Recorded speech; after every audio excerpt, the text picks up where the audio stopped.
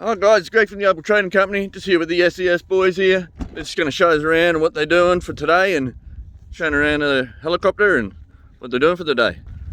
Right. So this is we're out here for flood, obviously. Got about to assist with the floods that are coming through Lightning Ridge. As you can see, we're standing by here out at Lightning Ridge. We're flying around in an EC-145. And we'll get tasked to obviously move people or food in and out of town. Nice. Righto. So what are we doing here? How do we fly this thing? Oh, it's pretty easy, like nothing real magical. Like everything works in the natural sense. So first one you got here is what we call a collective. Yep. And if you raise the collective, helicopter goes up. If you lower it, helicopter goes down. Yep. So it's pretty simple. And then down in front of you there, you got two pedals. Yep. They control the tail rotor. Yep. Again, they work in the natural sense. If you push left pedal, the nose will yaw around the yawing axis to the left. Yep. And vice versa. If you push right pedal, helicopter yaws around to the right. Yep.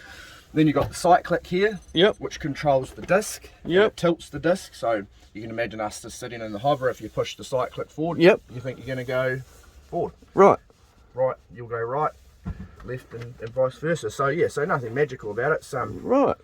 Just sort of like driving a digger, I reckon. So what are all your instruments that you're here? Like, how does everything work? Well, clock. It's airspeed indicator. Yep. Artificial horizon. Yep. Altimeter. Uh-huh. And then you got your rotor RPM and your power turbine speed in here. Yep. And we've got so they're basically sort of secondary instruments. So everything in here is electronic. Right.